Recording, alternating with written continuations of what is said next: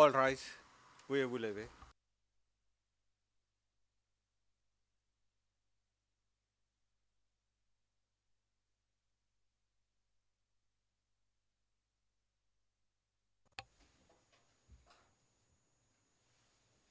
Please be seated.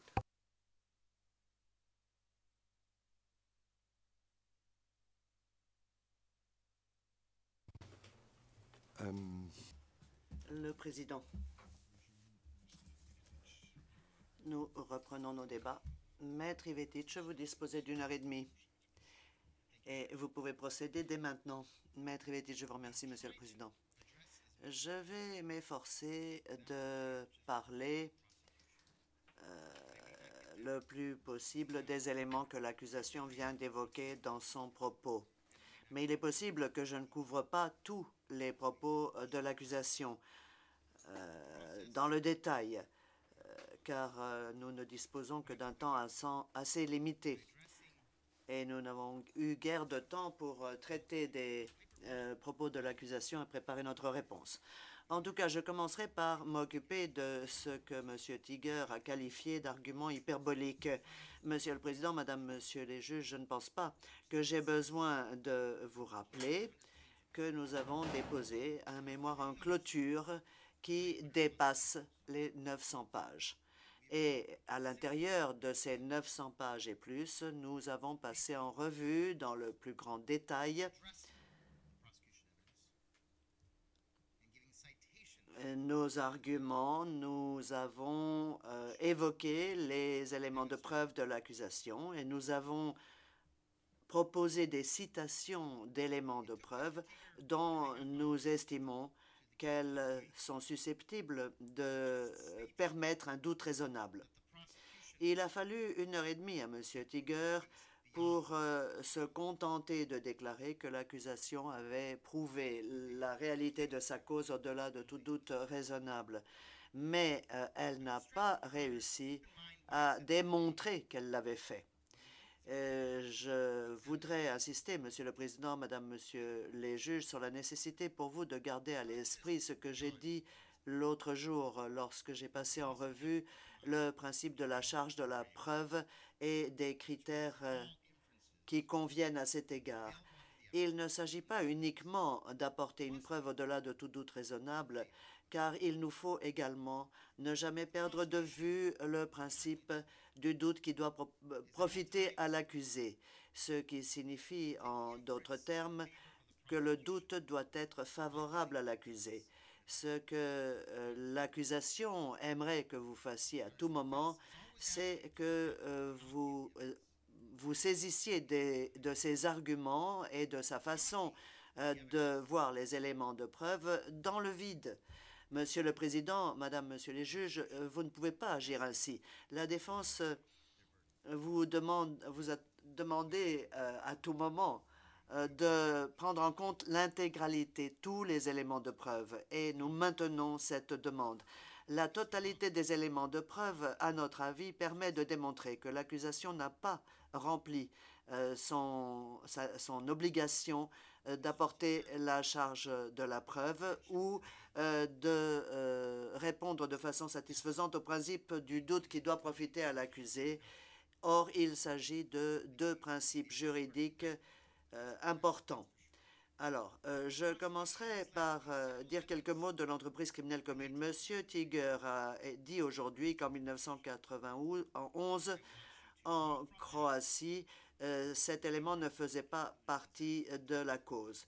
En fait, il n'y a pas eu d'acte d'accusation, c'est certain.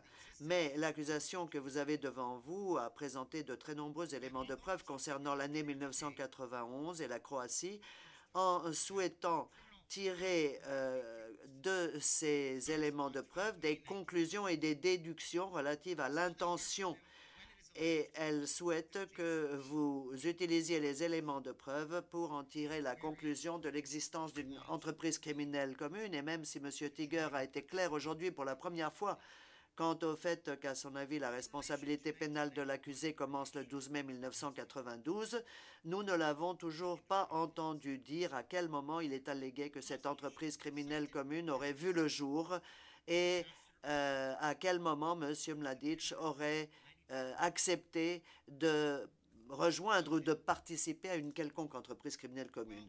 Par rapport à 1991 en Croatie, ce que l'accusation vous a demandé de prendre en compte et d'examiner, ce sont les éléments de preuve qu'elle a cités, en particulier la déposition de l'ambassadeur Okun, que l'accusation a soumise à la Chambre au titre de l'article 92 quater du règlement. Nous avons compté 12 citations dans le mémoire en clôture de l'accusation qui sont censées apporter de l'eau au moulin de la déposition de M. Okun. Note en bas de page 632, 635, 642, 643, 1125, 1455, 1575, 1583, 1913, 1914, 1953 et 2847. L'accusation, par ailleurs, a fait référence à 5 reprises à la déposition de M. Okun dans son réquisitoire l'autre jour. Page 44 354, 44 366, 44 368, 44 369 et 44 370 du compte-rendu d'audience. Des éléments de preuve supplémentaires ont été ajoutés en vertu de l'article 92 quater du règlement, conformément à la jurisprudence de ce tribunal, comme par exemple les éléments Milosevic dans le volume 3, paragraphe 276 du jugement de première instance. Le juge Flug Metrivetic, pour le dernier numéro de page du compte-rendu d'audience que vous venez de citer, vous avez dit 44-70. Je pense qu'il manque un chiffre. Maître Ivetic, 44-470. J'ai sauté un 4. Le juge Flügge, je vous remercie. Maître Ivetic. Et puis je vois qu'au transcript, il est indiqué Milosevic. En fait, je voulais dire Milutinovic. J'ai donc fait un lapsus. Il faut remplacer au compte-rendu Milosevic par Milutinovic. Ajout donc d'éléments de preuve au titre de l'article 92 quater du règlement. C'est une façon de faire qui empêche d'utiliser ces éléments de preuve pour déterminer les actes et le comportement de l'accusé. Or, c'est ce que M. Tiger vous demande de faire aujourd'hui. Pourquoi? Pourquoi est-ce que l'accusation n'a pas soumis des éléments de preuve? Pourquoi est-ce qu'elle n'a pas évoqué 1991 en Croatie dans l'acte d'accusation? Pourquoi est-ce qu'elle a demandé de nombreux constats judiciaires pendant l'espèce? Elle a choisi d'adopter cette façon de faire alors qu'elle parlait de l'entreprise criminelle comme une principale présumée. Au cours des quelques derniers jours, dans son mémoire en clôture, l'accusation s'est appuyée grandement sur les déclarations de responsables politiques s'exprimant devant des séances de l'Assemblée qu'elle présente en dehors de tout contexte. Un exemple de cela se trouve à la pièce P4580, dans laquelle, qui concerne une séance de l'Assemblée à laquelle le général Mladic n'a pas participé. Et en fait, dans un grand nombre d'autres éléments cités par soumis, correction de l'interprète, soumis par l'accusation, on voit que d'autres personnes, d'autres responsables politiques parlent d'un certain nombre de choses en l'absence de M. Mladic qui n'est pas présent. Et pourtant, l'accusation souhaite attribuer les propos tenus dans ces séances au général Mladic et lui imputer l'intention qui préside derrière ces mots. Je vous demande, Monsieur le Président, Monsieur, Madame, Monsieur les juges, je vous demande et je le demande au monde entier, est-ce que cela est juste? À la page 44 358 du compte-rendu d'audience, l'accusation déclare, je cite, « Les dirigeants considéraient qu'ils avaient atteint le niveau souhaitable pour procéder à une division ethnique et à la destruction de la Bosnie Et donc, la question de la quantité a été laissée de côté au profit de la question de la qualité. Fin de citation. Et elle le cite dans la pièce P4580. Mais si vous examinez tous les éléments caractérisant le contexte, la discussion dont il est question ici, c'est un débat qui porte sur les diverses solutions pour régler la crise en Bosnie-Herzégovine. Page 16 du document, c'est ce qu'on voit à cet endroit du texte. La valeur de ce document, c'est qu'il rend compte du fait que nous avons accompli quelque chose, mais que ce n'est pas achevé.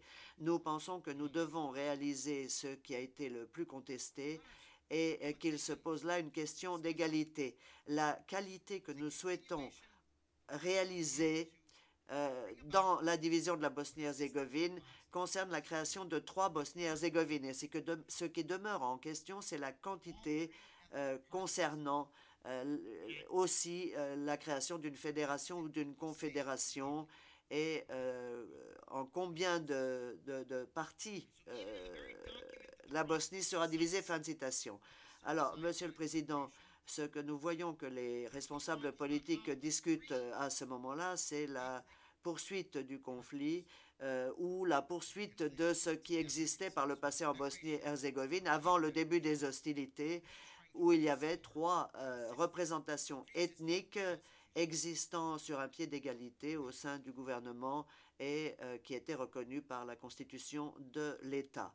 Donc, même dans le document cité par l'accusation, dans lequel elle cherche à dire que la Serbie voulait la séparation, il est question de 3 parties ethniques qui peuvent vivre et travailler les unes aux côtés des autres au sein de quelque chose qui pourrait être une fédération, une confédération. Les efforts des Serbes consistaient simplement à essayer de restaurer l'ordre constitutionnel préexistant. D'autres exemples maintenant où le bureau du procureur s'est appuyé sur des déclarations d'autres personnes qu'elle a sorties de leur contexte et qu'elle tente d'attribuer à Mladic, ce sont les pièces P3076 concernant Karadzic, P406 concernant Karadzic également, P6997 concernant Brjanin, P6994 concernant Brjanin également, P3959 Brjanin toujours, et P4581 concernant Plavšić et Koljević. Aujourd'hui, nous avons entendu M. Tiger parler de Karadzic et dire qu'il avait essayé de s'éloigner des éléments négatifs contenus dans les éléments de preuve et que c'est la raison pour laquelle elle a cité Karadzic, qui était le partenaire principal de M. Mladic. Monsieur le Président, nous n'avons pas entendu M. Tiger dire le moindre mot, ou en tout cas très peu de mots, au sujet des arguments présentés par nous, selon lesquels la relation reliant Karadzic et Mladic n'était pas toujours excellente. Donc, comment est-ce qu'ils auraient pu travailler ensemble en tant que partenaires principaux dans une entreprise criminelle alors qu'ils ne partageaient pas des points de vue identiques et qu'ils étaient souvent en conflit l'un avec l'autre? Pièce P2471, c'est une pièce de l'accusation. Il y est allégué, car cette pièce est présentée comme une conversation entre Mladic, Karadzic et Milovanovic, et on y trouve aussi une conversation entre Mladic et Karadzic qui est proche de la querelle, principalement à la fin des pages 1 et de la page 2 du document. Nous avons la pièce P1052, autre pièce de l'accusation, qui nous soumet des extraits d'une interview de quelqu'un et qui précise, je cite, « Il existait des malentendus permanents entre Karadzic et Mladic. Le premier représentait l'autorité suprême, le second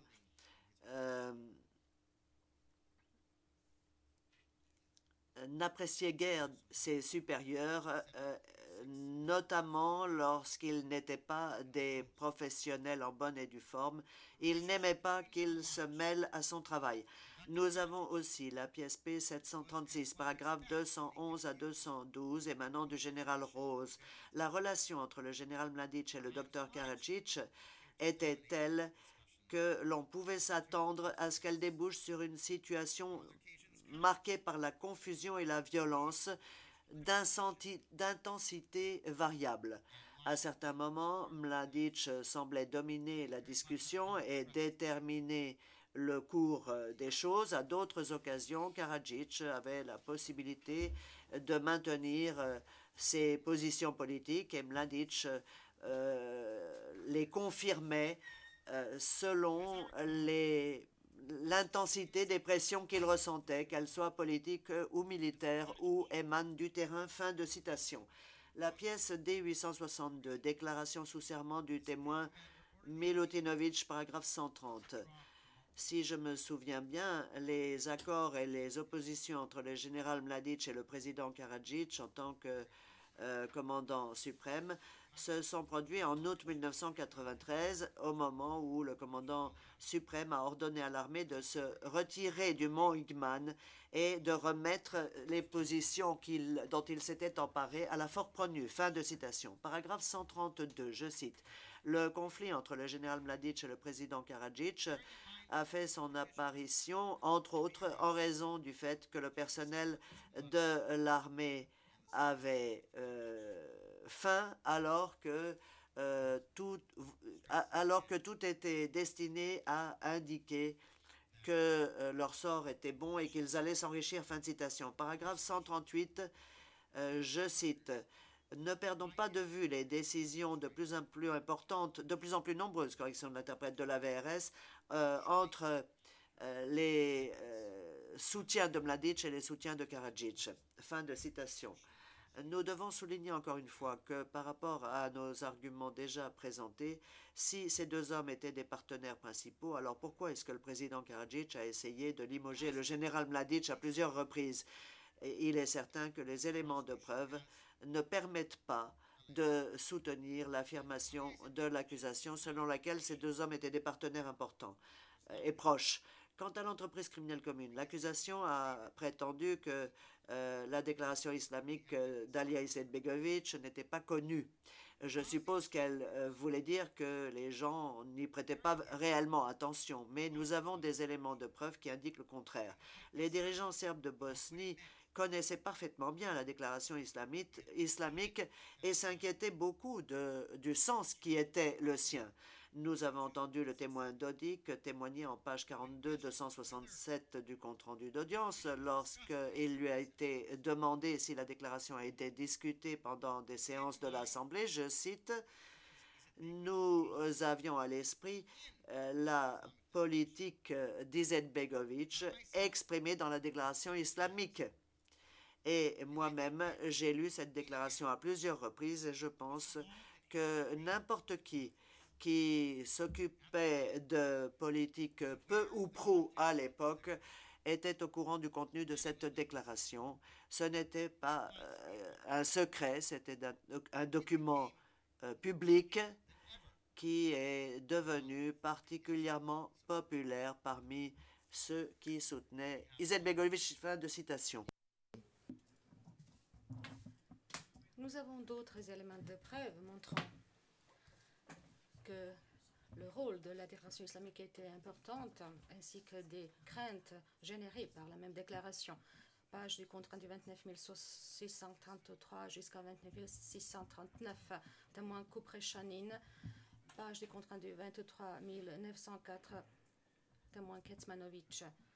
Nous avons même une pièce à conviction de l'accusation concernant un témoin de l'accusation, c'est la pièce P3265. Il s'agit du témoin McLaren. Et nous avons également un témoin de la défense, Tadic, qui en parle dans sa déclaration des 661, paragraphe 17. Donc, dire que la déclaration islamique n'était pas quelque chose dont tout le monde était au courant, cela ne cadre pas avec les éléments de preuve si rapportants. Nous devons également tenir compte de ce qui s'était passé par la suite, puisque cet ouvrage a été publié. Elle a invité au djihad ou à la guerre sainte. Il invité les musulmans de Bosnie pour dominer sur les autres, sur les non-croyants, mais ce n'était pas tout. Il faut qu'on parle également de l'article du magazine Vox, dont M. Tiguer a parlé, a fait référence à cet article. Les auteurs de cet article étaient intelligents lorsqu'ils ont dit nous allons imprimer cela, mais nous ne savons pas quelle est la source de cela. Peut-être que la source sont les Serbes. Ils ont donc couvert leurs propres faits en faisant cela. Pourquoi? Ils ont peut-être pu dire quelque chose là-dessus, mais le magazine Vox donc, a préparé la page de couverture sur laquelle on voit un soldat d'une division Handjar, une division des musulmans de Bosnie, qui piétine quelques têtes. Il s'agit entre autres de la tête de Karadzic. Ce ne sont pas les Serbes qui ont inventé cela. Il y avait un autre article du même journal. Il s'agissait des notices nécrologiques concernant quelques hommes politiques des Serbes de Bosnie qui étaient en vie à l'époque. Les Serbes n'ont pas inventé cela. Donc il est plus probable, selon les éléments de preuve, que les dirigeants des musulmans de Bosnie, qui étaient très proches du SDA et du maire de Sarajevo et Alija Izetbegovic, que cela a été publié. Quel est le message que les Serbes bosniens-herzégovines pouvaient en tirer si vous êtes Serbe et si un matin vous voyez soudainement que vous n'avez pas vos droits constitutionnels en tant que une partie égale en Bosnie et que deux autres parties proclament l'indépendance et décident de votre sort. Comment vous vous sentez? Si Alija Izetbegovic appelle au djihad, comment vous vous sentez? Si des notices nécrologiques sont publiées concernant les Serbes qui sont toujours en vie, tout simplement, on peut dire qu'il s'agissait de la peur qu'ils ressentaient. Les Serbes ordinaires ressentaient la peur puisque cela a été publié à cause de ce qui a été publié, de ce qu'ils ont pu voir et vu également les souvenirs du sort qui leur a été réservé pendant la Deuxième Guerre mondiale. Pour ce qui est de l'entreprise criminelle commune, et M. Tiguer a fait référence à cela aujourd'hui lorsqu'il a parlé du fait que l'intention peut être conclue sur la base de quelques documents parlant de Tchichtchénie ou de nettoyage dans la vallée de la Drina. Et l'accusation utilisait un terme concret qui a une acception non criminelle, militaire. Elle essaye de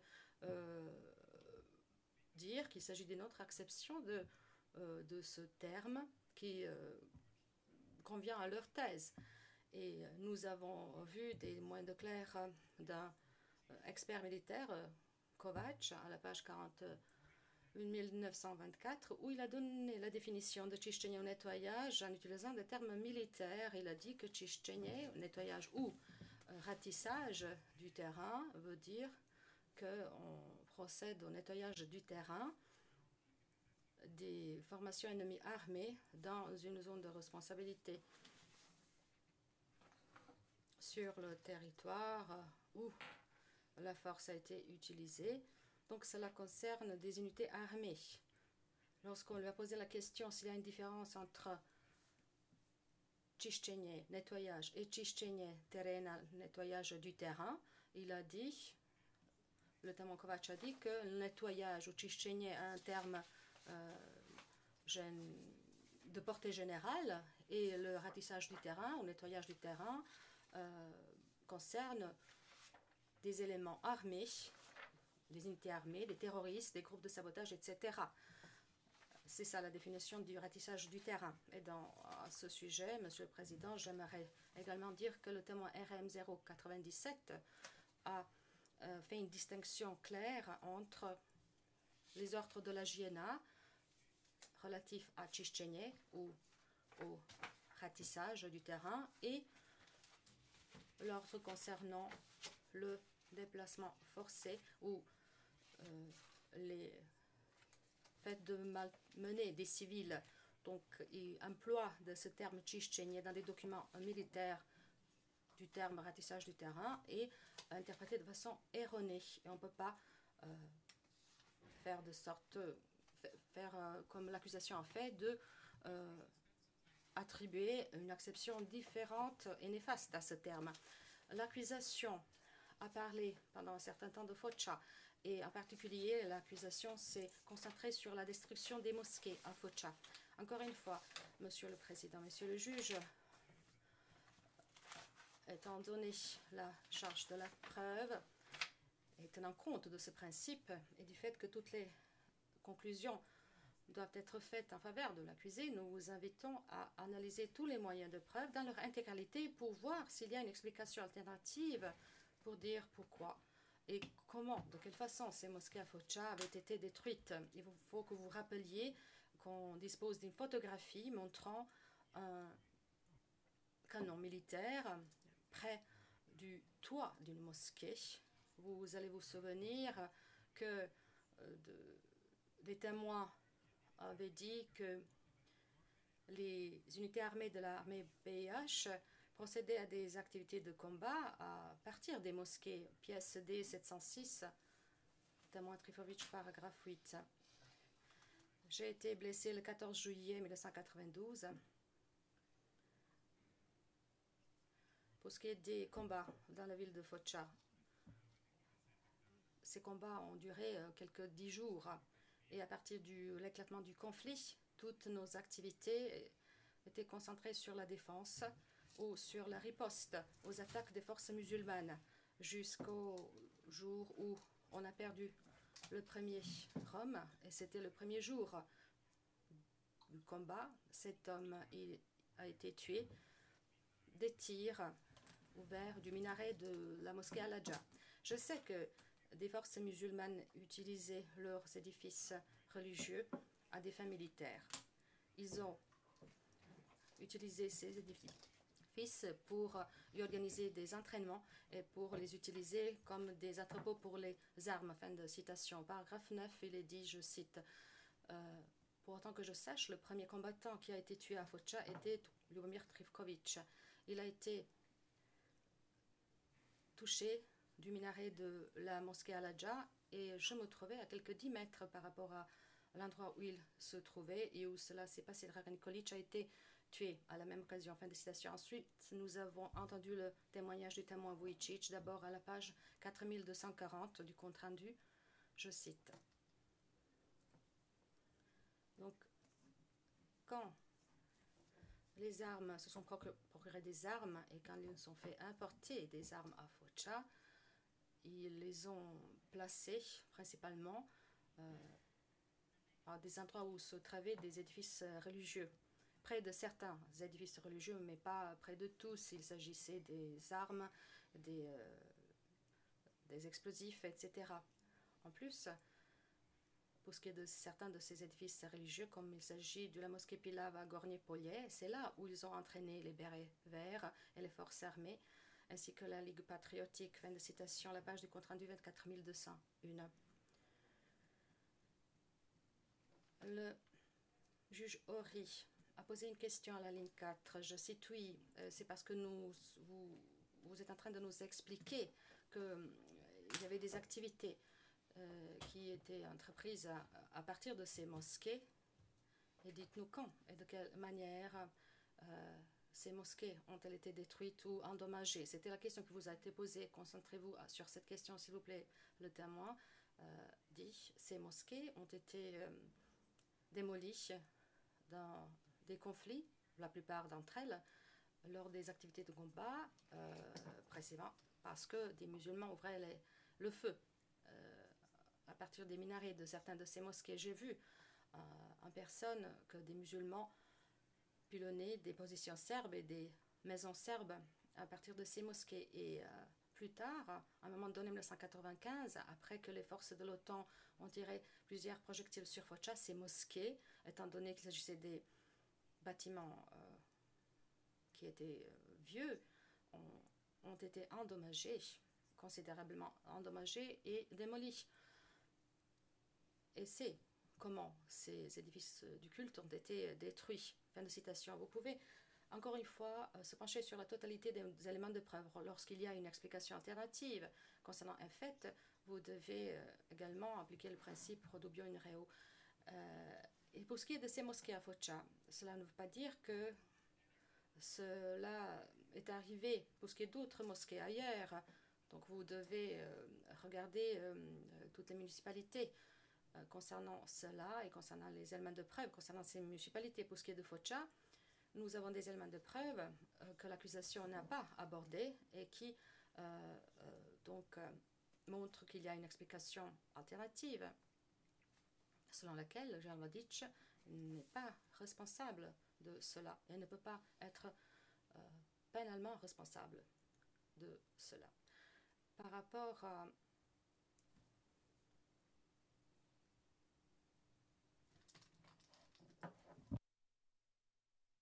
To something that Par rapport à un point que M. Tiguer a soulevé vers la fin de sa présentation aujourd'hui, il semblait que l'utilisation du terme écoute par moi lui posait problème concernant des témoignages, concernant des déclarations faites par le Jean Mladic et par les membres de l'équipe de l'accusation. C'est parce que l'équipe de l'accusation se trouvait à un endroit où ils étaient censés entendre quelque chose, mais il n'a pas dit comment les membres de l'équipe de l'accusation ont appris cela et comment ils se trouvaient là-bas. Donc, pour moi, c'est une offense, puisqu'il a dit aux membres de l'équipe de l'accusation de se rendre là-bas et d'entendre une conversation confidentielle entre l'avocat et son client. Si un juriste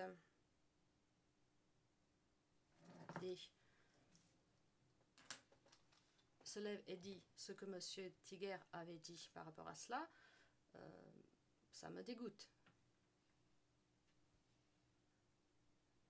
De la même façon, à la page du compte rendu 18174, l'un des membres de l'équipe de l'accusation, à savoir le témoin Sokola, a dit que le représentant du bureau du procureur leur avait dit de prendre note de tout ce que Mladic disait, même lorsqu'il s'agissait des choses privées.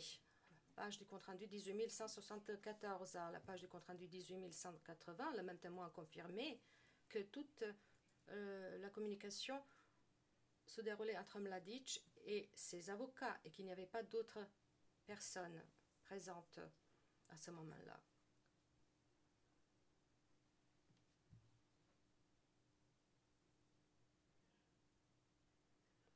Lorsqu'on lui a posé la question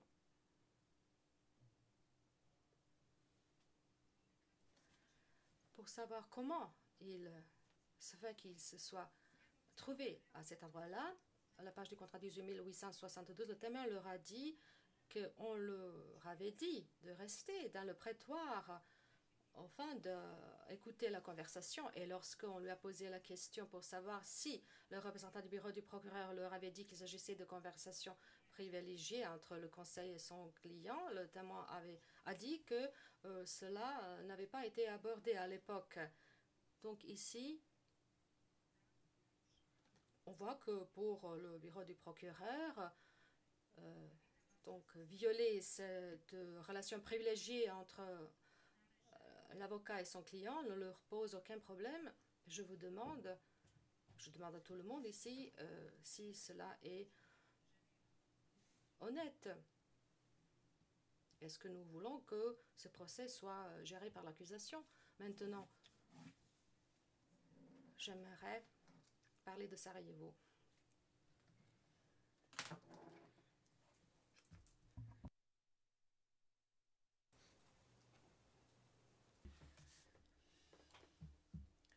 Au vu de la présentation d'aujourd'hui, accusation a reconnu qu'il y avait proportionnalité et maintenant se concentre sur la sélectivité. Page du compte rendu provisoire 23, lignes 6 à 9. Monsieur Tiger sait pertinemment, a dit que la défense savait pertinemment pourquoi la proportionnalité n'est pas ce sur quoi se concentrent les arguments liés à la campagne de terreur, parce que cela suppose un effort et qu'il fallait particulièrement cibler la cible militaire légitime, alors qu'il faut apprécier la valeur militaire contre le risque des dommages collatéraux. Messieurs les juges, nous faisons alors que la proportionnalité telle qu'exigée par la loi doit être appréciée en fonction des actions militaires et du pilonnage. Enfin, il parle de G1, qui est une campagne de pilonnage. Cela étant dit, à part Dillet Archer, ont-ils identifié et évoqué d'autres victimes du fait répertorié G1? Il parle énormément de victimes, mais où sont les preuves à l'appui? Comment pouvons-nous nous défendre quand des victimes inconnues, le fait que l'on avance, qu'il y ait des victimes, mais que ceci ne soit pas étayé? Les éléments de preuve qui existent de cibles militaires du côté de la BIH, qu'il s'agissait en fait de cibles militaires légitimes qui étaient la cible des tirs sélectifs engagés comme indiqué dans le fait répertorié G1, comme Baskartia, D808, Velechichi, D653, et Vratnik, le P 549, et Serokacha, D 524. Donc, s'ils prétendent qu'il n'y avait pas de cible militaire et que ceci n'est pas étayé par les éléments de preuve, il existe une conclusion alternative. Concernant Sirokacha, nous avons autre chose et je souhaite aborder cela maintenant. Monsieur Fadila Tarch, Madame Fadila Tarchin, le cas de Madame Fadila Tarchin, est-ce la défense qui déforme sa déposition? Est-ce vraiment le cas? Plutôt que de reprendre les propos prononcés, je vais reprendre la déposition de Madame Tarchin et le compte-rendu de sa déposition. Et vous verrez si je déforme ses propos ou non, ou si, à l'inverse, comme l'a dit M. Tiger, nous déformons ses paroles. Encore une fois, c'est un témoin à charge. Page du compte-rendu d'audience, 3424. Question. Merci, madame. Et je vous remercie. Dans ce paragraphe, vous dites également, et je cite, « D'après les gens de la région, l'obus provenait de Borillet, à l'est de l'endroit où nous étions. Tout d'abord, ces personnes de la région sont-elles les mêmes personnes que celles dont nous parlons? Réponse. Oui, il s'agit bien des voisins. Et je marque une pause. Donc, Fadila Tarchin a dit que l'obus provenait de Boria? Non. Non, Monsieur Tiger, pardonnez-moi, mais elle n'a pas dit ça. Et je poursuis. Question. Et ce site qu'ils ont évoqué, Borier, pourriez-vous nous dire à quelle distance se trouve Borier de cet endroit? De l'endroit où vous-même vous avez été blessé. Réponse. Honnêtement, je n'ai aucune idée. On peut les voir, mais je ne sais absolument pas combien de kilomètres les séparent. Question. Et qu'en est-il de ligne de front? Où se trouve Borier par rapport aux lignes de front que vous avez précisées un peu plus tôt? Vous avez dit que ces lignes de front se trouvaient quelque part près de en hauteur par rapport à votre maison. Ce serait donc à l'opposé, à l'est. Si vous regardez Sirokacha, ce serait de l'autre côté sur la droite. Veuillez ralentir, s'il vous plaît, à l'intention des interprètes, le président. Maître Vitich.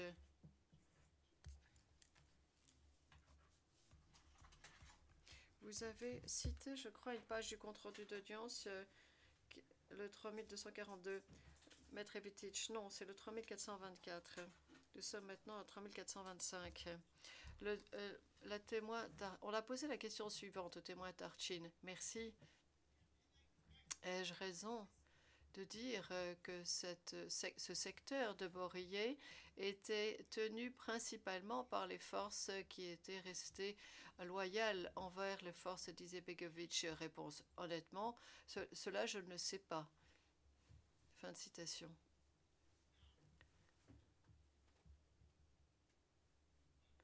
Nous allons maintenant passer au reste de la déposition de Fadila Tarchin.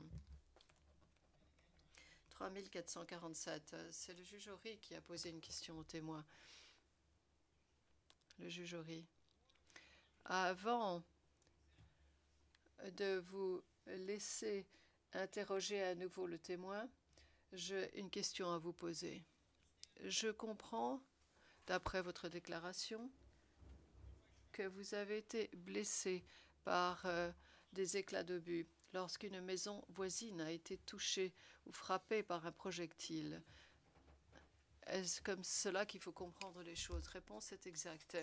Le juge Horry, avez-vous par la suite vu la trace d'impact sur la maison de vos voisins, la trace d'impact de cet obus, dans le cas où cet obus a véritablement touché la maison? Réponse oui, cela a touché la maison et oui, je l'ai vu.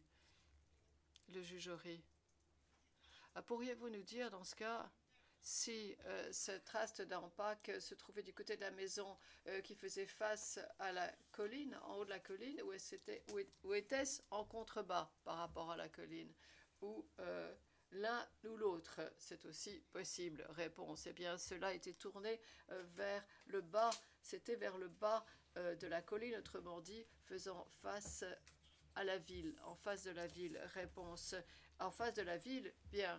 Alors, la trace d'impact. Si par exemple, vous regardez la maison et essayez d'identifier l'endroit ou d'identifier la trace de l'impact, à ce moment-là, cela provient de la direction du fleuve plutôt que du haut de la colline. C'est exact. Réponse, oui, oui. Le juge Horry, merci.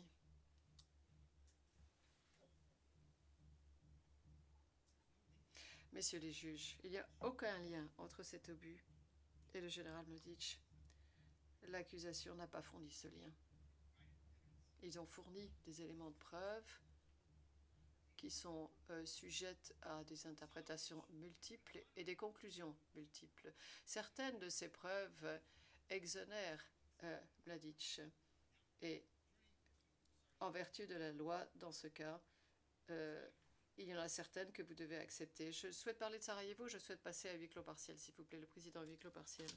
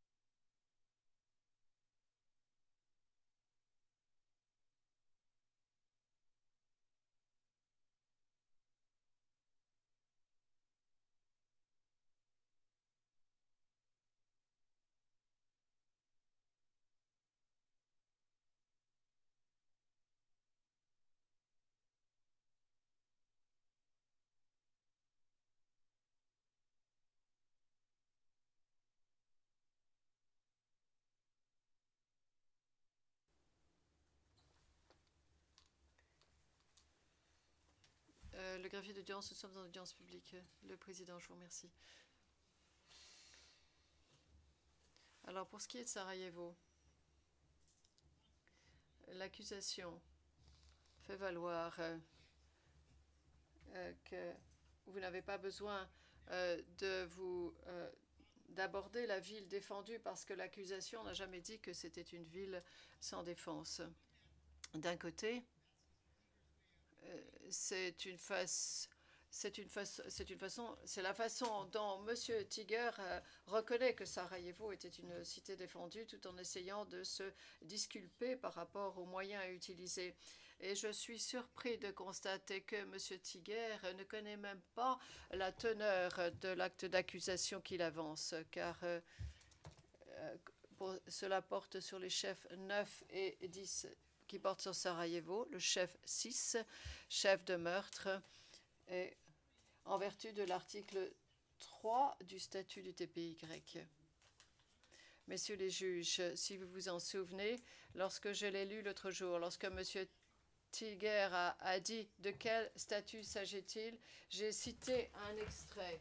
Ce que l'acte d'accusation cite dans son acte d'accusation et dit précisément que les violations qui font l'objet de poursuites portent sur des attaques ou des bombardements par quelque moyen que ce soit contre des villages, des villes ou des appartements ou bâtiments non défendus. Et donc l'accusation a clairement indiqué de façon très explicite, s'agissant des chefs 9 et 10 et 6, que ces localités étaient sans défense. Maintenant, l'accusation avance que cela n'était pas le cas. Donc, il faut prononcer un acquittement.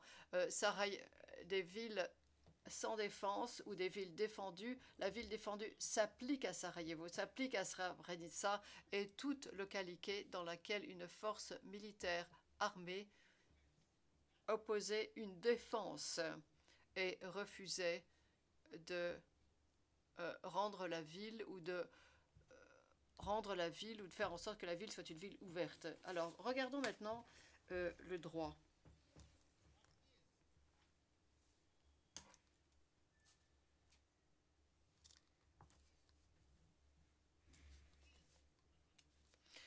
Qu'est-ce que l'on appelle une ville sans défense?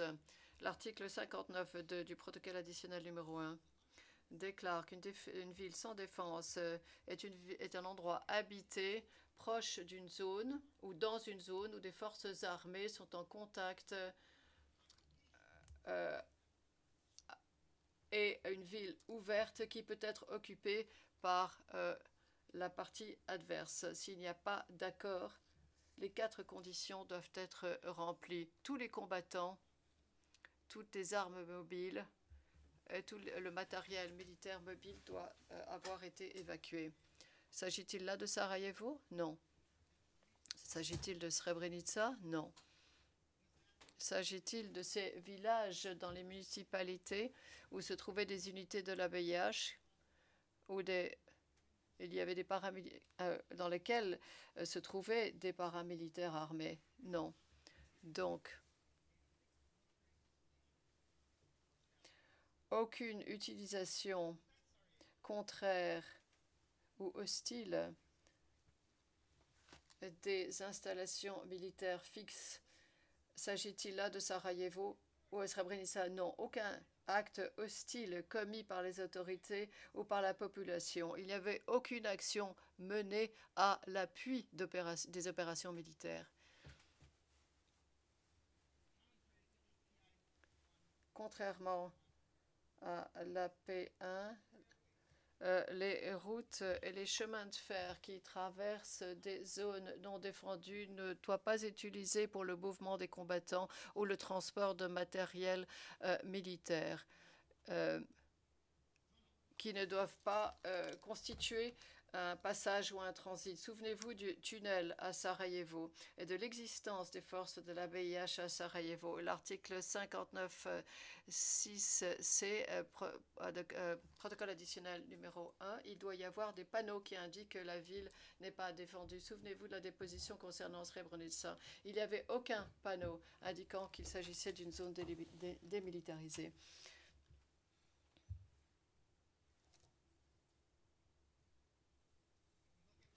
Si nous regardons les instructions de la VIH de 1992, si un endroit ou un local n'est pas défendu, cela doit être reconnu par les parties ou remplir certaines conditions.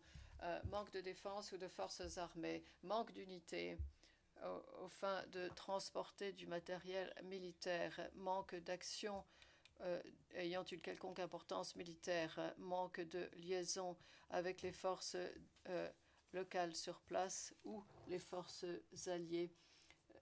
Le manuel, je cite le manuel militaire de la RSFY, un local non défendu doit correspondre au nouvel accord et projet d'accord de 1956. Lorsque un endroit, une ville est déclarée sans défense, la partie adverse en sera notifiée et celle-ci devra répondre. Et si elle en est d'accord et être d'accord de reconnaître que la localité en question est une ville ouverte en l'absence de toutes conditions particulières qui peuvent, dans un cas ou un autre, ou un cas donné, sur lequel on peut trouver un accord avec la partie adverse, une localité, pour qu'elle soit déclarée ville ouverte, doit répondre aux conditions suivantes.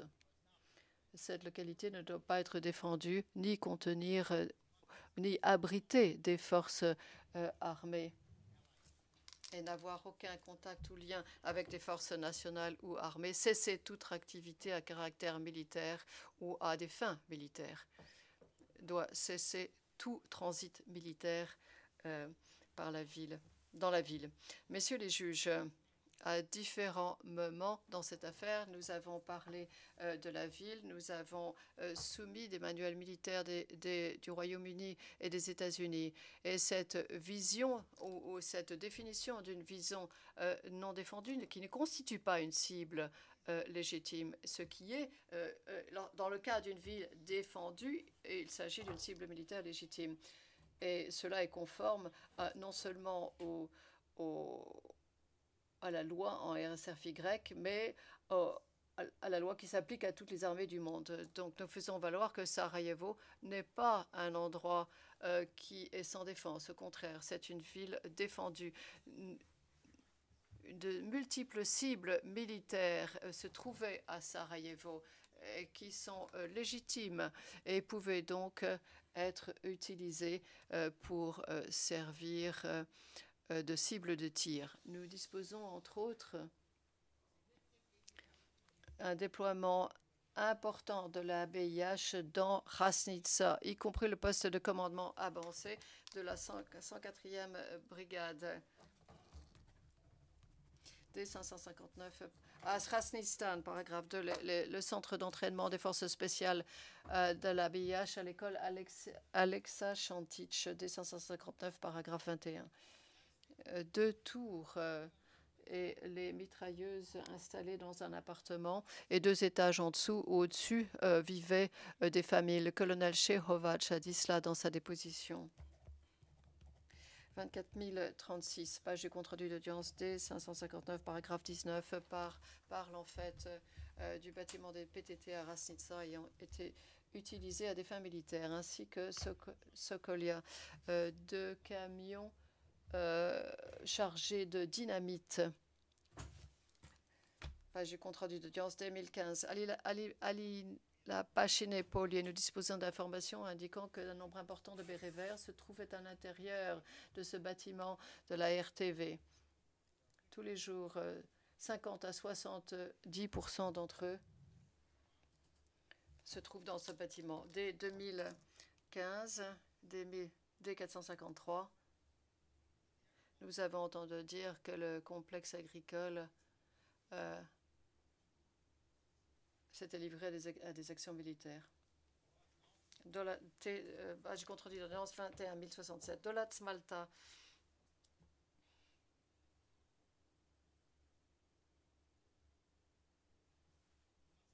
Dolat Malta. Nudetski Savo. P468, paragraphe 9. La tour Unis, D467. Zis, Bukapotok, D. 647. La tour Shibiza, D647. Et l'école Vasso Miskina, D489, paragraphe 13. À Dobrigny, il y avait des positions de mortier dans le parc à 500 à 700 mètres du front. D559, paragraphe 20.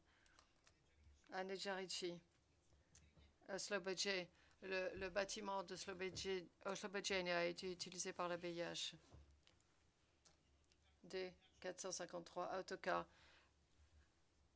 Le bâtiment de Driljača a été utilisé. P647 à Koševo.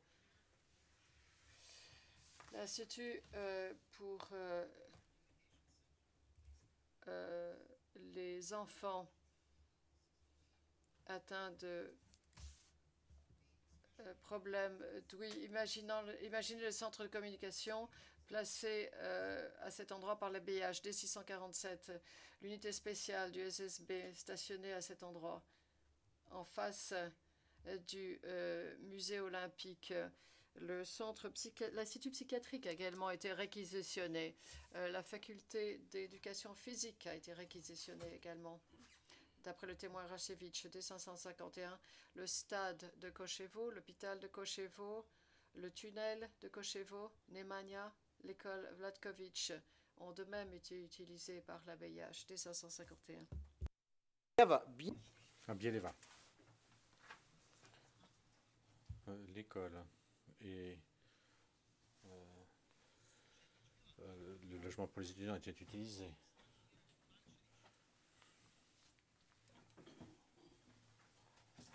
L'école élémentaire a été utilisée par des membres du HVO, D648, page 2.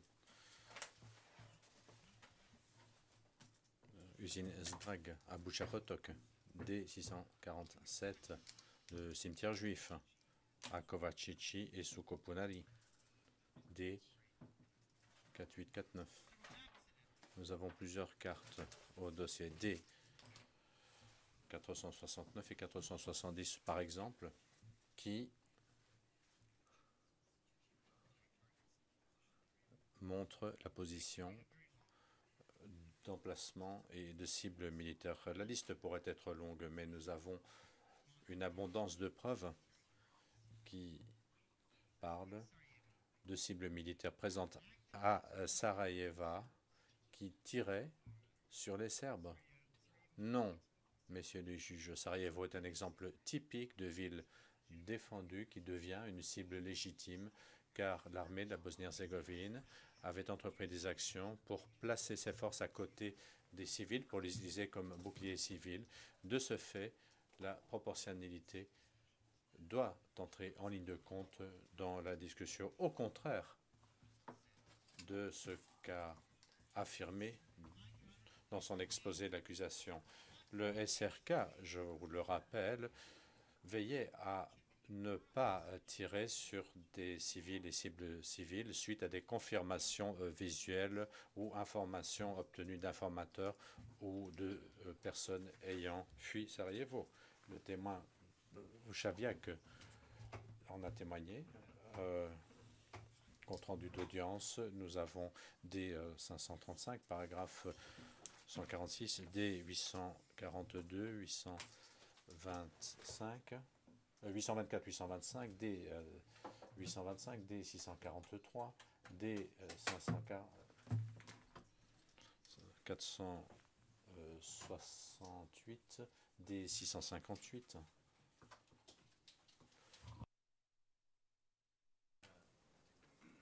I know what it's for.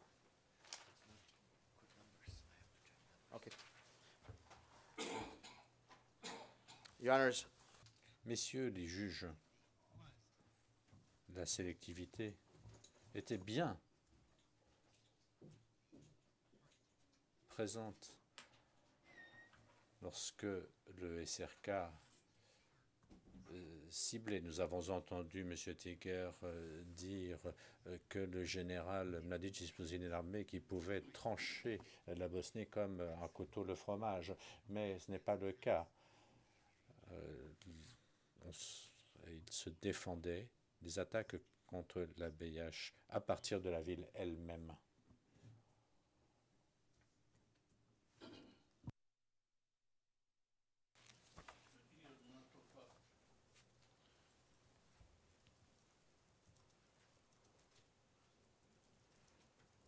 Commentary as to Article 52.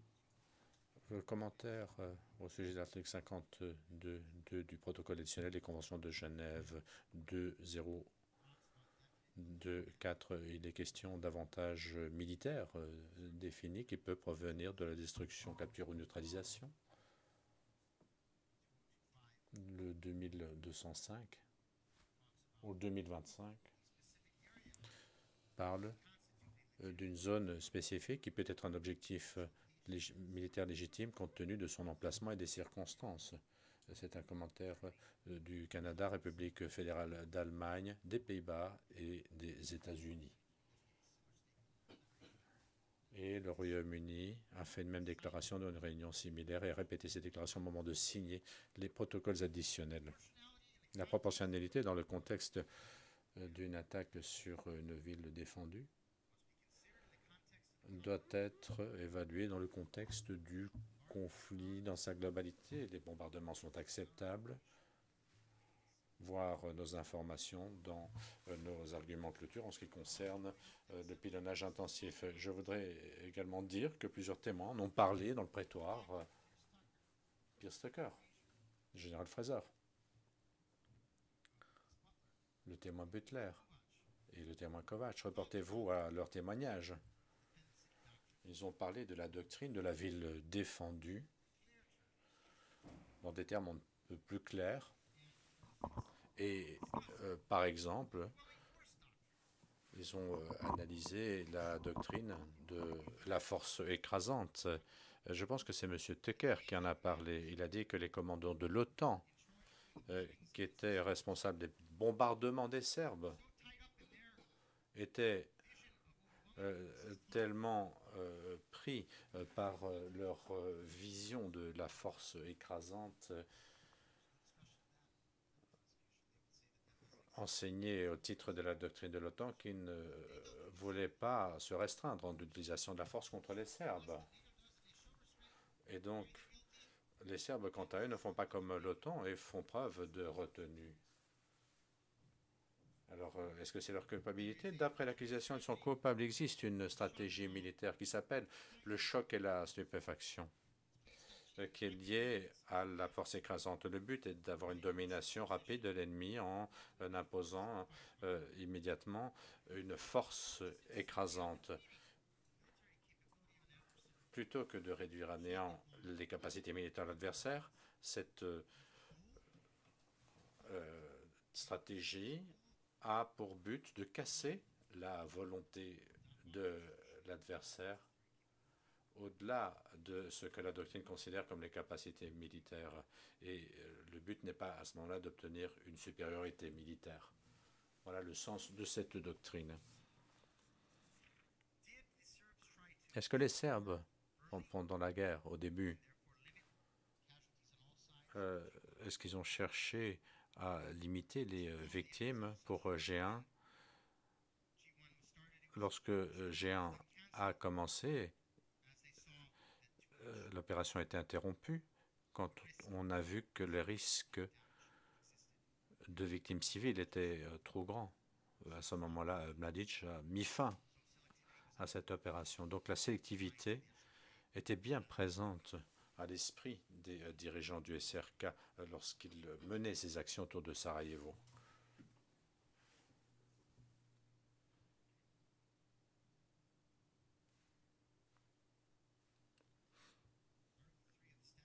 L'article 3 de statut prévoit qu'il est interdit de bombarder une ville non défendue, mais il faut le faire à la lumière du droit international qui dit que l'on peut bombarder une ville défendue. Les manuels militaires font une distinction entre les différents éléments et bâtiments, habitations et villes, ce n'est pas la même chose. Et les bombardements contre ces villes et localités est dès lors soumis aux critères normaux permettant d'attaquer une cible. Il doit s'agir d'une attaque proportionnée et la cible doit être une cible militaire légitime. Le fait qu'il y ait eu des civils à Sarajevo ne signifie pas que ce n'était pas une cible militaire valable.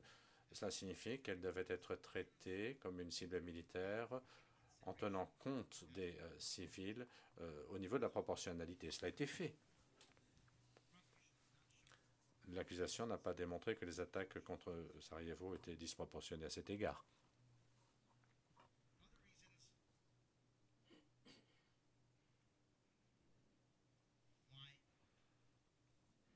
D'autres raisons expliquant pourquoi. Non, je recommence.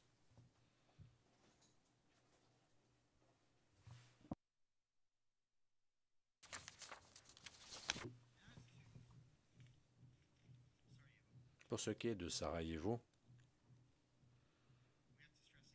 il faut souligner à nouveau que selon la jurisprudence Gotovina, chambre d'appel, page 66, souligne que la présence de mortiers mobiles à Sarajevo remet en cause les affirmations d'accusation selon laquelle SRK tirait de manière non discriminée. Et paragraphe 66 appelle Gotovina, la présence de mortiers mobiles fait naître un doute raisonnable quant à la question de savoir si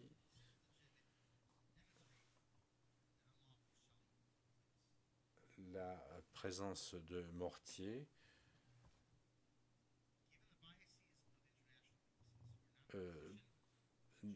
permet vraiment d'affirmer que les pilonnages étaient illégaux.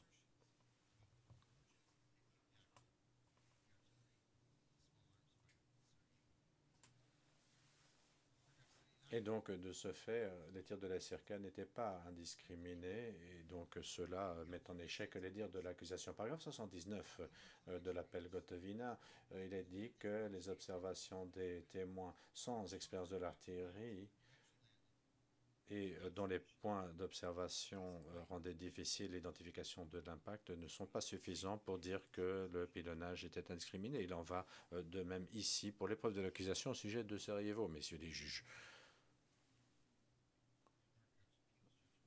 Le jugement en appel de Gotovina et Markac disent que l'on ne peut pas appliquer la responsabilité stricte. On ne peut pas dire que tout obus atterrissant à plus de 200 mètres d'une cible militaire est indiscriminé car cela ne tient pas compte de variables telles que la distance, la température et le vent. Paragraphe 60 de ce jugement en appel. Parlons de ce dont je parlais auparavant. Où y a-t-il des preuves de victimes de G1, au-delà de tout raisonnable? L'accusation a présenté P7171, un rapport avec une liste de personnes décédées ce jour-là, le 15 novembre 1993. On ne sait pas comment ils sont morts, ce n'est pas prouvé, aucun lien démontré avec le G1. Aucune preuve qu'ils étaient dans des lieux civils, plutôt qu'ils aient été des civils tenus en otage par les ABH.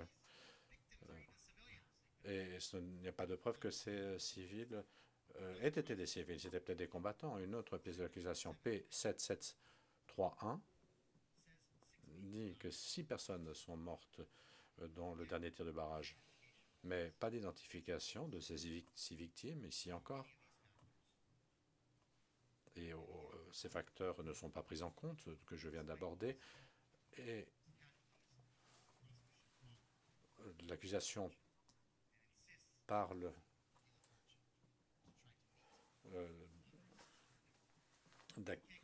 de victimes et convoque Fadila Tarchin et insiste pour l'utiliser pour corroborer ses dires. En ce qui concerne les bombes aériennes modifiées, M. Tiger a parlé de plusieurs témoins, notamment Radojičić. Le témoin Radojičić, rappelons-le, a évalué les bombes aériennes modifiées en disant qu'elles étaient assez précises. Et M. Tiger l'a lui-même reconnu. Le témoignage de M. Docic dit que son unité préparait les lanceurs en utilisant des schémas, des dessins. et n'ont pas concocté quelque chose à la va-vite. Non, ils avaient un document sur l'utilisation de ces armes. Monsieur Tiger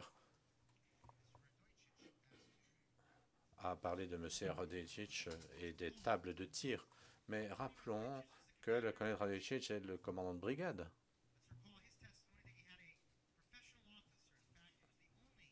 C'était un officier professionnel, en réalité, le seul, avec le commandant de l'artillerie dans la brigade, qui était responsable de l'utilisation des systèmes de lancement des bombes aériennes modifiées avec les autres pièces d'artillerie et qui savait comment utiliser les tables de tir, comment utiliser l'équipement. Et rappelons que le colonel Radojicic a déclaré que ces unités ont tiré 3 bombes aériennes modifiées et que toutes 3 ont atteint leur cible. Donc, utiliser le colonel Radojicic comme exemple du manque de précision de ces armes, ce n'est pas acceptable. Ce n'est pas cela qu'a dit le colonel Radojicic. Ce n'est pas ce que dit son témoignage et je vous invite à en prendre connaissance au moment de délibérer.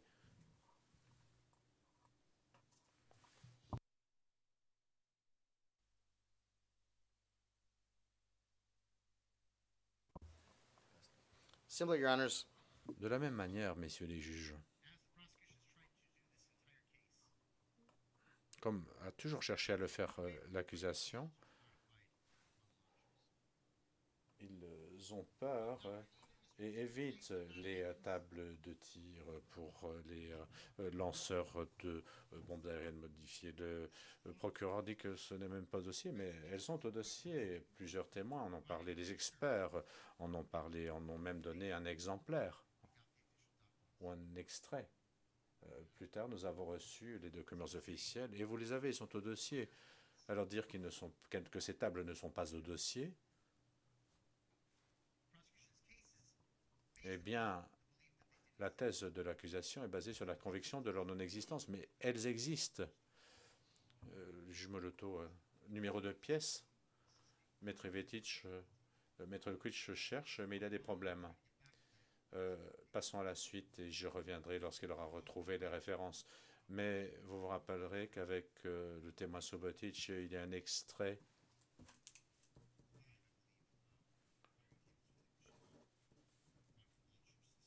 qu'il y avait des tables de tir pour 95 pour les lanceurs de roquettes Kocheva. Pour éviter toute confusion, dit le président, d'après moi, quand M. Tiger parlait des tables de tir, il parlait des tables de tir A4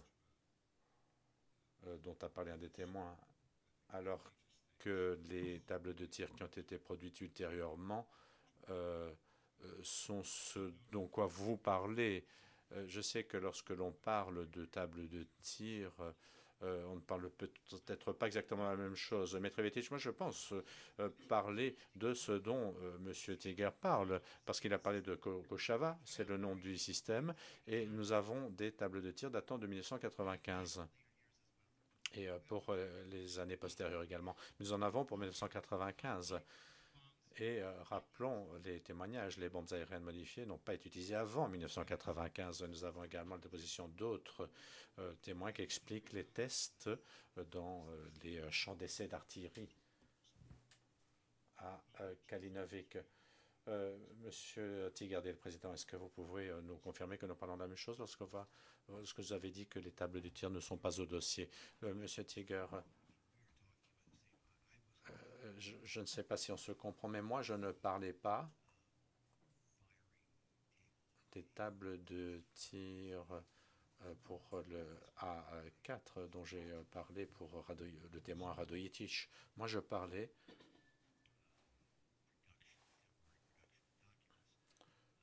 de documents déposés plus tard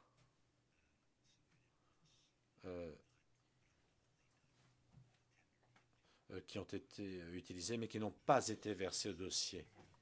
Le président, nous savons maintenant à quoi se réfèrent les parties lorsqu'elles parlent de table de tir dans ce contexte. Vous pouvez poursuivre.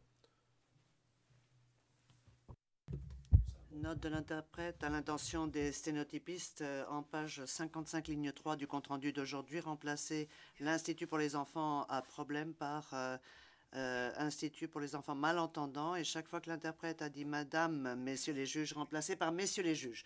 Suite du propos de Maître Ivetic. Je vais maintenant parler de Srebrenica. Encore une fois, penchons-nous sur cette réunion qui est à la base de tout, parce que nous avons vu l'autre jour que l'accusation a concédé qu'il n'existait pas d'entreprise criminelle commune visant à éliminer avant cette réunion. Nous avons évoqué l'autre jour les paragraphes cités par l'accusation de leur mémoire en clôture, où il est question du fait qu'ils ne savent pas à quel moment cette réunion a eu lieu. Monsieur le Président, Messieurs les juges, comment est-ce qu'un élément peut être prouvé au-delà de tout doute raisonnable si l'accusation elle-même admet qu'elle ne sait pas? Et Monsieur Tiger a parlé d'un dîner dont il était question au paragraphe 1174 et ensuite de ce dîner qui est évoqué également dans son mémoire en clôture. Mais qu'est-ce que l'accusation dit à ce sujet? J'aimerais donner lecture d'un passage parce que l'accusation n'évoque que l'existence d'un dîner, alors que la pièce 1175 parle de, je cite, la décision prise par Mladic et d'autres membres de l'entreprise criminelle commune de séparer et de tuer les hommes et jeunes gens musulmans et que c'est ce sujet qui devait être discuté, faire l'objet d'une décision au cours de la soirée du 11 juillet, moment où Mladic a eu connaissance d'un grand... Fin de citation, phrase non terminée. Le président Metrivetic, est-ce que je pourrais vous demander de vérifier si vous avez bien cité le numéro 1175? Metrivetic, c'est exact, Monsieur le Président. Je parle du paragraphe numéro 1175 du mémoire en clôture de l'accusation. Le président, je vous remercie. Maître Ivetic. Donc, la soirée du 11 juillet, date à laquelle Mladic a eu connaissance du fait que les hommes musulmans de Potocari tomberaient bientôt sous le contrôle de l'ARS et il parle aussi de la troisième réunion à l'hôtel Fontana à 10 h le 12 juillet où il a été annoncé qu'il y aurait inspection des hommes musulmans de Potocari. Donc, encore une fois, l'accusation vous présente toute une série d'éléments et déclare qu'il y a dû y avoir une réunion, mais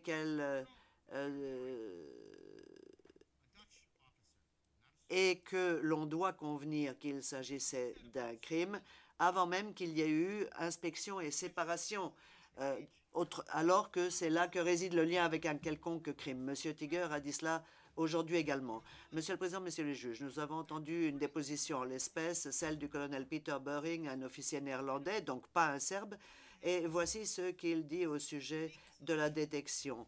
Page 10-080 du compte-rendu d'audience. Je cite, question, conviendrez-vous avec moi que selon les règlements militaires, il est entièrement légitime lorsqu'on a des prisonniers de guerre de procéder à une sélection, de faire un tri et de vérifier si tel ou tel groupe de personnes contient des personnes qui pourraient être suspectes d'avoir commis des crimes de guerre. Réponse, oui. Cela semble une procédure standard lorsqu'il s'agit d'interroger les prisonniers de guerre. Fin de citation. Donc, Monsieur le Président, Messieurs les juges, vous ne pouvez pas considérer une annonce de plan visant à procéder à un tri comme la preuve d'une intention de commettre des actes criminels, parce que le témoin de l'accusation vous a dit qu'il s'agissait d'une procédure opérationnelle standard dans toute conduite militaire. Et continuons avec ce paragraphe 1175 du mémoire en clôture de l'accusation, parce que cette rencontre mystérieuse dont l'accusation parle aurait eu lieu durant un dîner. Or, l'accusation n'est même pas sûre que ce dîner ait eu lieu. Elle dit qu'il a dû avoir lieu le 12 Mais qui est-ce qui peut dîner le matin du 12? Non, tout cela, c'est une invention de la part de l'accusation. Continuons à examiner ce paragraphe 1175. En décidant de tuer les hommes en âge de porter les armes de Potocari, Mladic aurait consulté Krstić ainsi que ses officiers chargés du renseignement et de la sécurité qui étaient présents à Bratunac.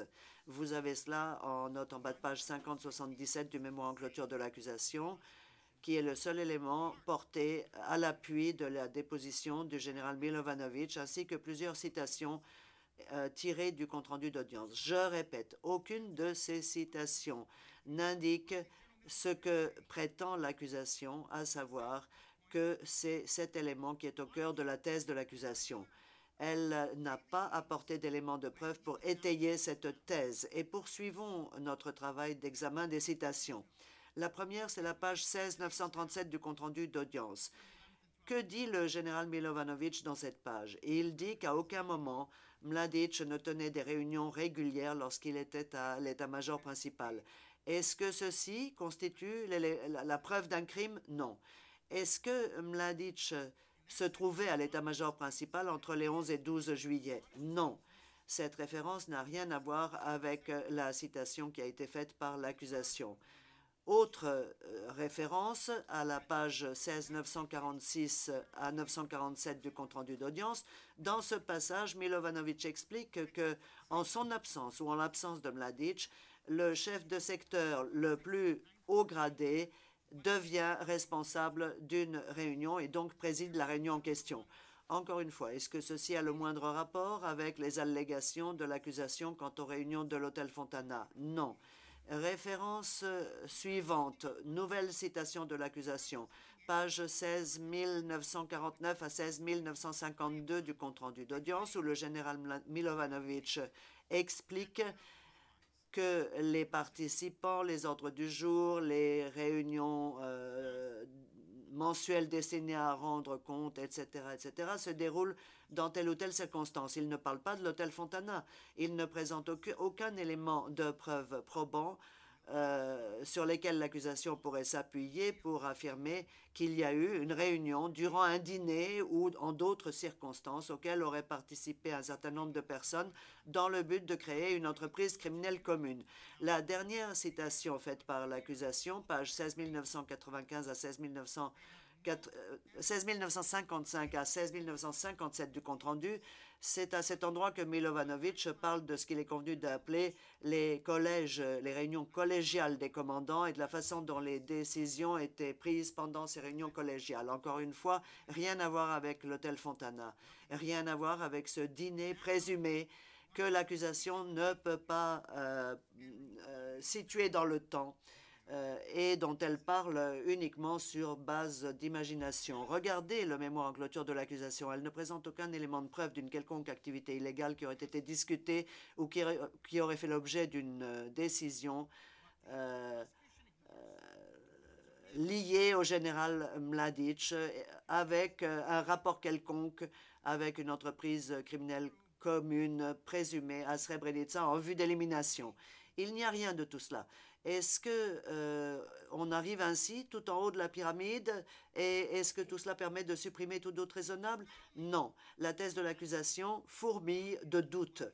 Quant à l'ordre concernant le carburant, ce que l'accusation ignore et laisse de côté, c'est ce dont nous avons parlé en détail au paragraphe 3293 à, excusez-moi Dimitri Ivetic, au paragraphe 3302 de notre mémoire en clôture, qui n'est pas qui cite le document P1500 provenant du département chargé des opérations et qui a un rapport avec le témoignage d'autres témoins où il est question du fait que d'autres personnes pouvaient signer à la place du général et que les initiales SR ne signifiaient pas que la personne en question avait connaissance du document ou qu'elle l'avait signé. Je renvoie les juges à la déposition du témoin Stevanovic, page 35-250 du compte-rendu. C'était l'officier chargé des transmissions au sein de l'état-major principal, donc il devait être au courant. Il a souligné que les personnes qui pouvaient utiliser la signature de l'accusé afin d'obtenir l'exécution d'un ordre pouvaient le faire même si l'accusé n'était pas au courant de cela. Page 35-266 du compte-rendu. Le président Maître Ivetic, je sais que vous n'avez l'aide de personne qui pourrait vous indiquer quelle est l'heure. Mais est-ce que vous pourriez nous dire où vous en êtes du point de vue du temps, Maître Ivetic? J'ai besoin encore de 7 à 10 minutes, Monsieur le Président. Le Président, 7 à 10 minutes. Eh bien, accordez-moi un instant, je vais consulter mes collègues. Bien, veuillez procéder.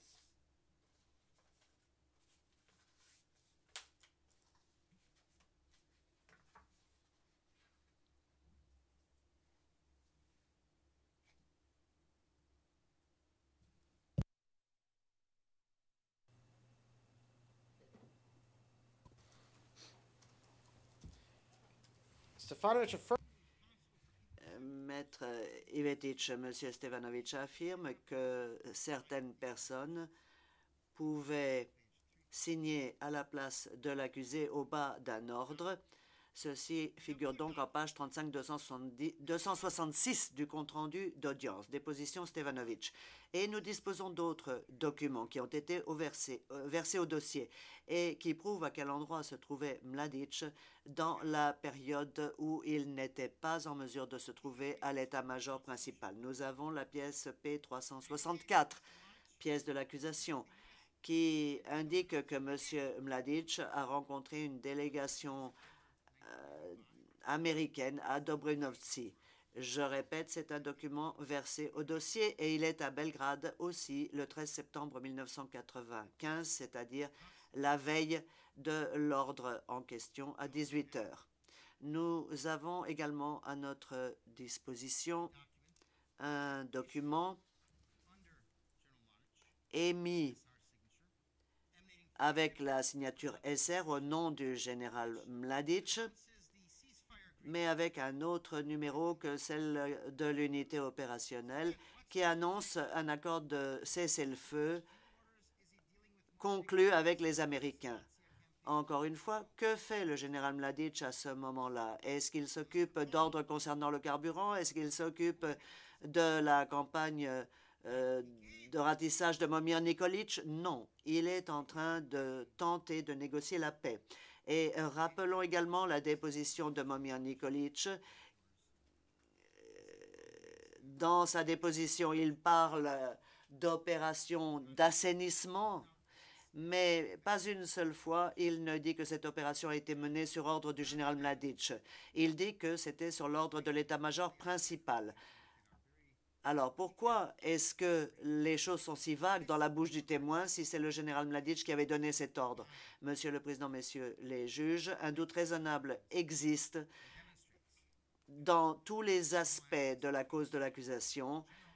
Et plutôt que de me montrer hyperbolique, je vais simplement vous demander de vous pencher sur tous les détails du mémoire en clôture qui énumère tous les aspects de la cause de l'accusation et vous verrez que le général Mladic ne peut pas être tenu pénalement responsable parce que l'accusation que vous avez devant vous ne vous a pas permis d'atteindre le haut de la pyramide. Elle n'a pas éliminé le doute raisonnable alors que c'était son travail, son obligation et elle a tout fait pour éviter de le faire. Monsieur le Président, je vous remercie du temps que vous avez consacré à m'écouter et je vois que nous avons un peu débordé par rapport au temps qui nous était imparti. Je vous remercie pour votre indulgence et encore une fois, j'indique que je n'ai plus d'autres arguments à présenter au nom du général Mladic. Le Président, je vous remercie, Maître Ivetic. Nous sommes donc parvenus à la fin de ce procès qui a duré plusieurs années. Avant de suspendre sine die, je vais revenir sur un point qui est clair aux yeux de l'ensemble d'entre vous, je pense. En tout cas, je voulais dire que vous avez participé à un procès qui reposait principalement sur la tradition du procès contradictoire dans lequel les parties ont un rôle important et la Chambre tient à dire à quel point elle a apprécié l'aide que les partis lui ont apportée dans le travail qui est le sien, c'est-à-dire celui qu'elle va devoir mener à bien maintenant dans le but de rendre un jugement en l'espèce. Mais en dehors de ces remerciements que la Chambre adresse au parti, j'aimerais également remercier le greffe et tous les départements du greffe, notamment la section chargée des victimes et des témoins, ainsi que les techniciens qui nous ont apporté leur concours, les responsables de la sécurité, toutes les personnes relevant du greffe qui nous ont aidés, y compris les interprètes, les traducteurs, les sténotypistes et toutes les autres personnes qui ont contribué à la bonne conduite de ce procès. La Chambre exprime sa grande estime pour l'appui fourni par toutes ces personnes. Et à présent, la Chambre suspend l'audience sine die.